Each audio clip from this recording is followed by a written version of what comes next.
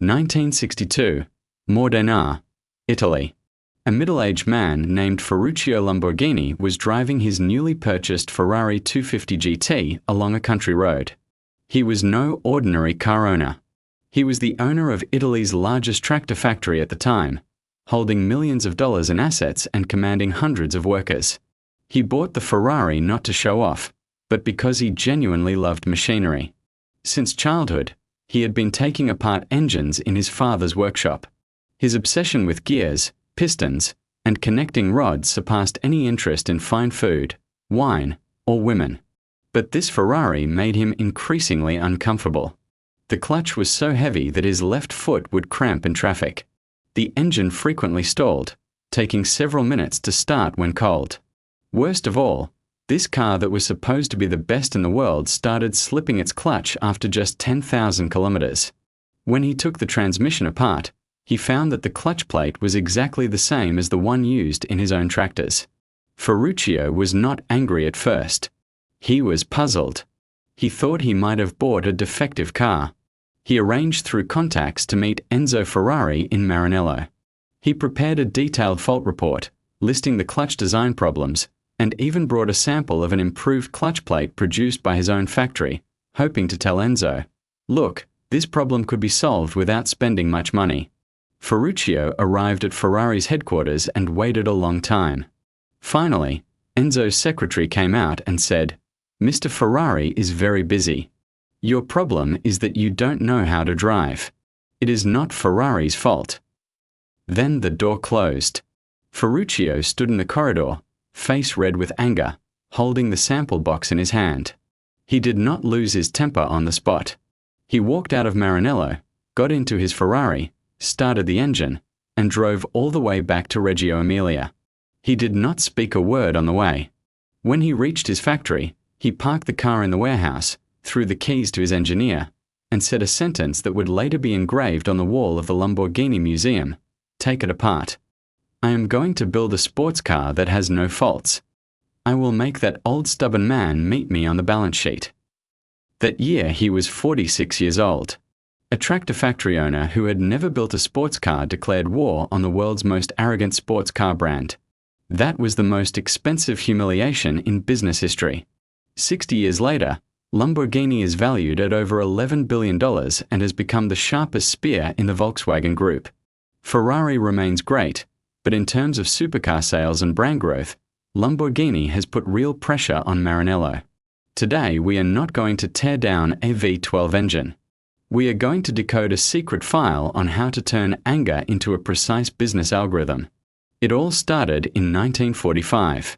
World War II had just ended. Northern Italy had been bombed by the Allies until it looked like the surface of the moon. Railways were broken, bridges collapsed, rubble everywhere.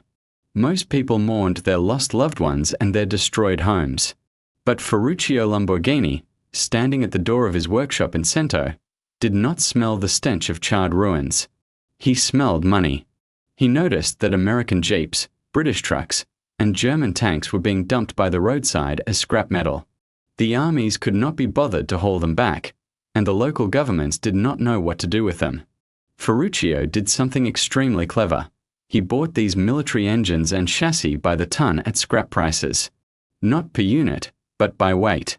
A running straight-six truck engine cost less than a pile of old newspapers. He hauled them to his workshop, took them apart, cleaned them, and reassembled them. But he was not satisfied with just selling used parts. He spotted a huge market gap. Italy's countryside needed tractors, but farmers could not afford imported ones. And Italy's domestic farm machinery industry had been shattered by the war. Ferruccio thought, if I could convert scrap military vehicles into tractors, the cost would be so low that anyone could afford one. But there was a fatal problem. Petrol was too expensive. In post-war Italy, petrol was imported and outrageously priced. Farmers might afford the tractor, but they could not afford the fuel. Ferruccio spent months in his workshop, handcrafting a device he called the fuel atomizer. This invention was magical. It used a tiny amount of petrol to start the engine, and once the engine was warm, it instantly switched to cheap diesel. That meant the tractor cost almost nothing to run after the first few seconds.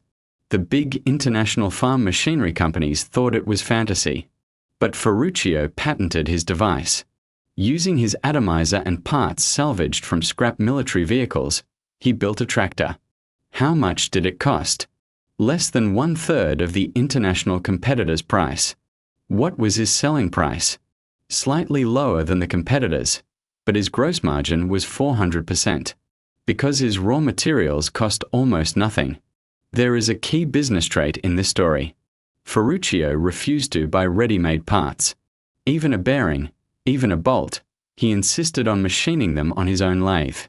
Not because he could not afford to buy them, but because he believed that only by controlling every part could he control quality and cost.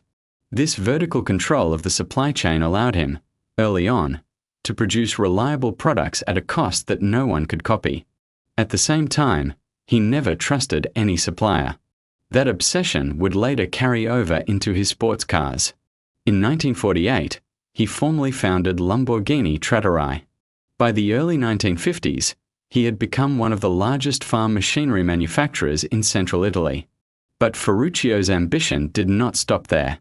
He was going to seize the next big wave. In the mid-1950s, the Italian government passed a law called the Fanfani Law.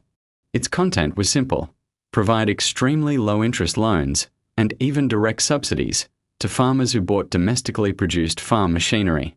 For the agricultural machinery industry, that was like having checks fall from the sky. But most farm equipment makers were slow to react.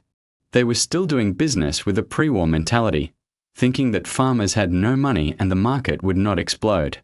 Ferruccio did something that everyone thought was insane. He took all the profits that Lamborghini Trattoria had made in the previous few years, added a huge sum borrowed from banks, and in one go bought land, built new factories, and expanded production lines. His accountant said, "Boss, you will go bankrupt. What if the policy does not happen? What if the farmers don't buy?" Ferruccio replied, "I have seen it clearly. Agricultural mechanization will explode. If the policy fails, I will sell the factories and pay back the debt." That was the mindset of a pure gambler. But he was right. When the Fanfani Law was fully implemented, farmers across Italy, armed with government-subsidized loans, rushed into farm equipment shops and asked for Lamborghini. Why? Because Lamborghini tractors were the cheapest, most fuel-efficient, and most durable. Within just a few years, Lamborghini Trattoria's annual output increased tenfold. Ferruccio had gone from a small workshop owner to the head of Italy's third-largest industrial group. By 1960, his wealth and fame had reached their peak. He lived in a villa, drove the best cars, and attended high society parties. But every time he sat in his Ferrari, the knot in his heart tightened. The sports car he had bought broke down more often than the tractors he built.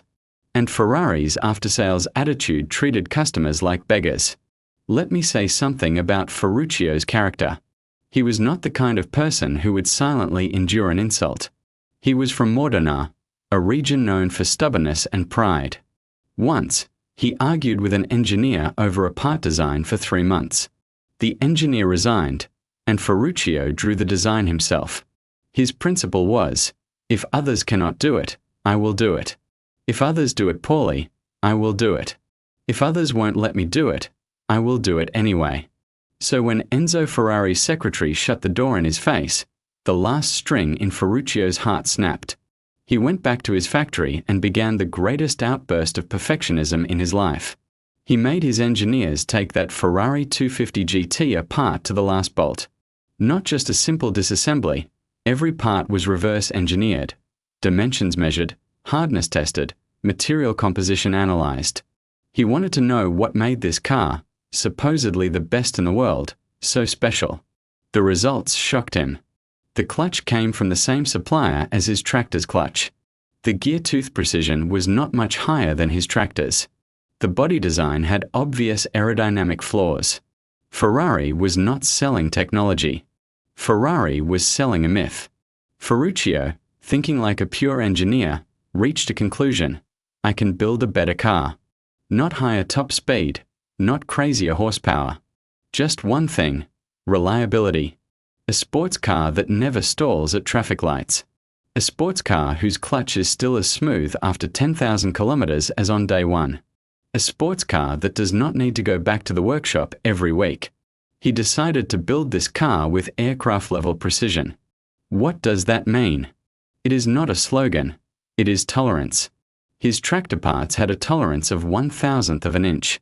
He wanted Lamborghini sports car parts to have a tolerance of 5/10ths of an inch, twice as precise.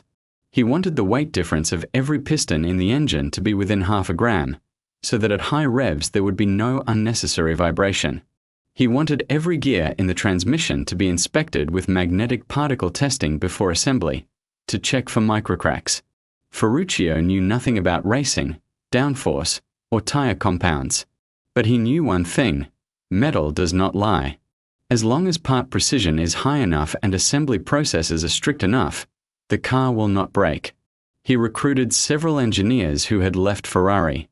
The most important of them was Giotto Bizzarini, who had designed the transmission for the Ferrari 250 GTO and had been fired after an argument with Enzo. Ferruccio gave him one condition: I will set no budget limit. Just build the best car possible. Bizzarini said, then I need a V12 engine.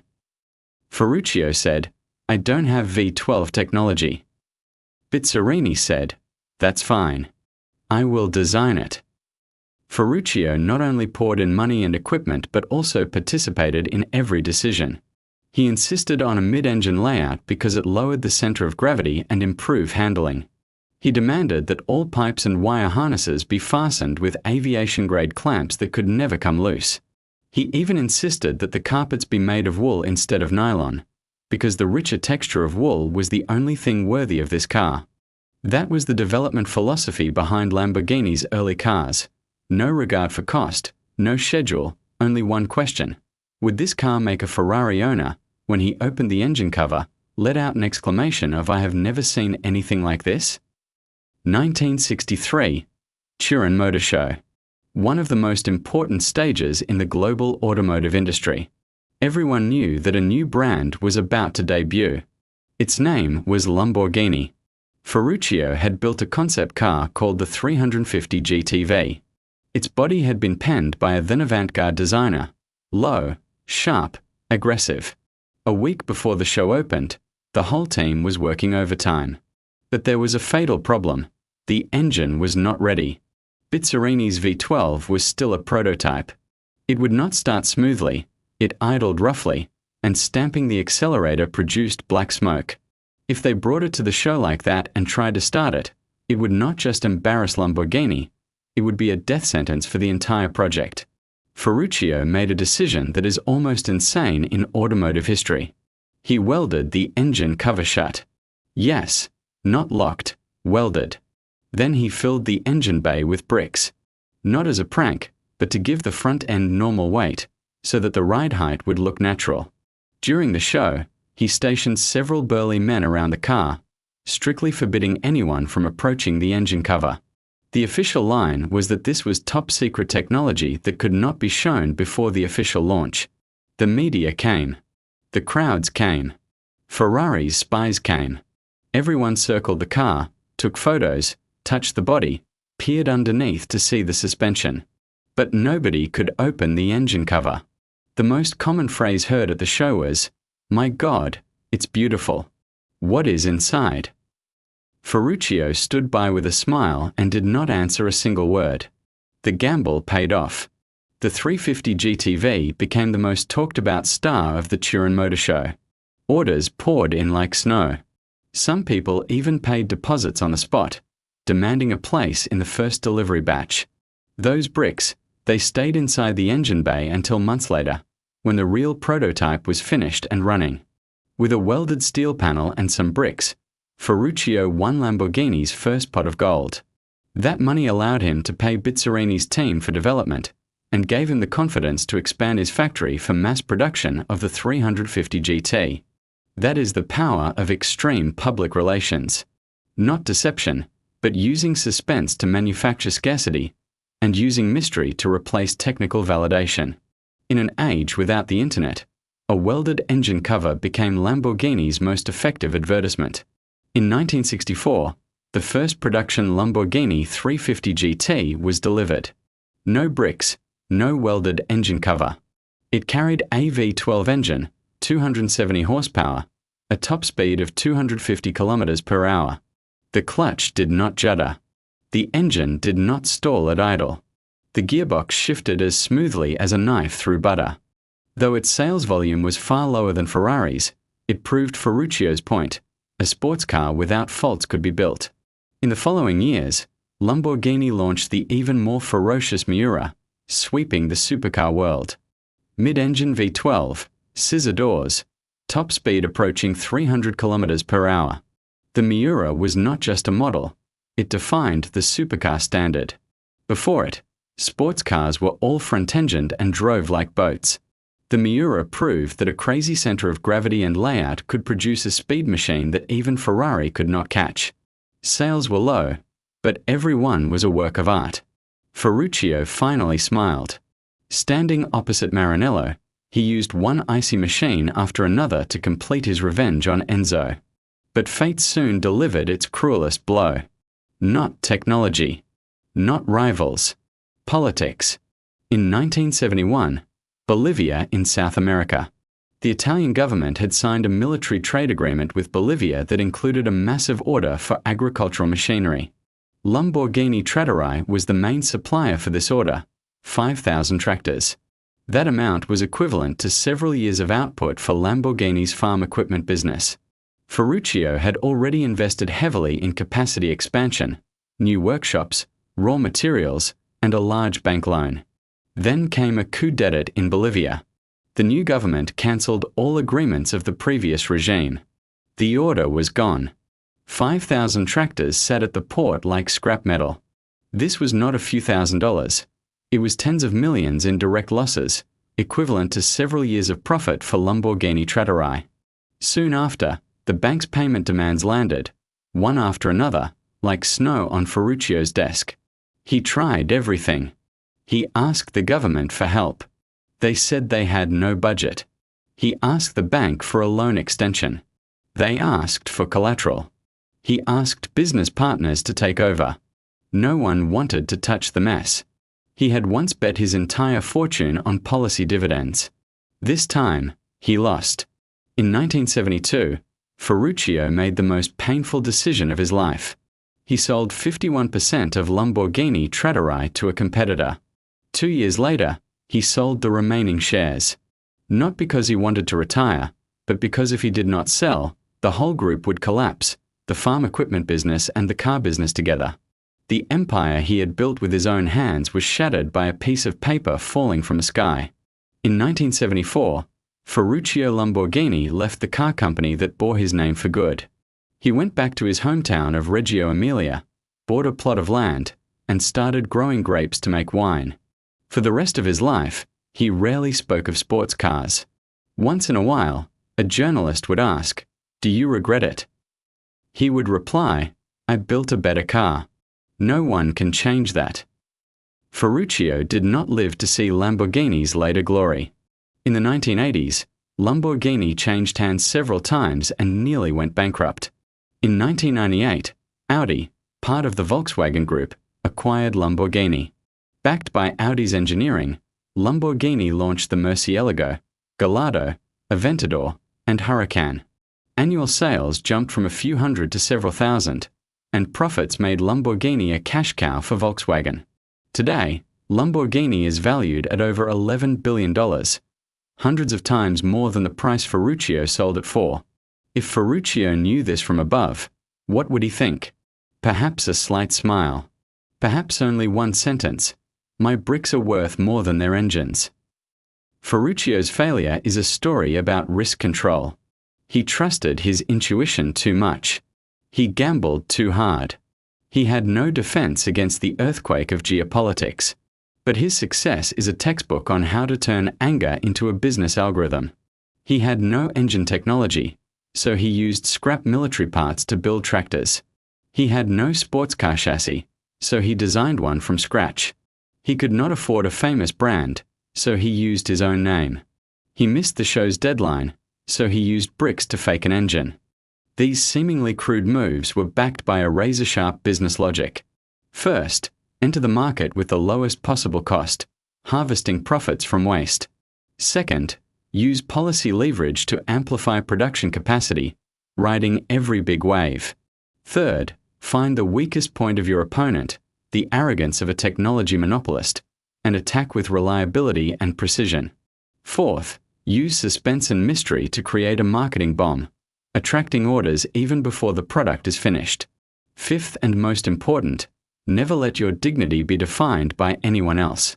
Enzo Ferrari had not given Ferruccio a chance to explain.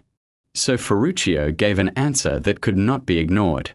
That answer is written on every scissor door of every Lamborghini, in the roar of every downshift, in the moment you open the engine cover and see that V12 displayed like a piece of art in the center. Ferruccio Lamborghini, a tractor-making peasant, gave the world's most arrogant sports car brand a lesson it would never forget.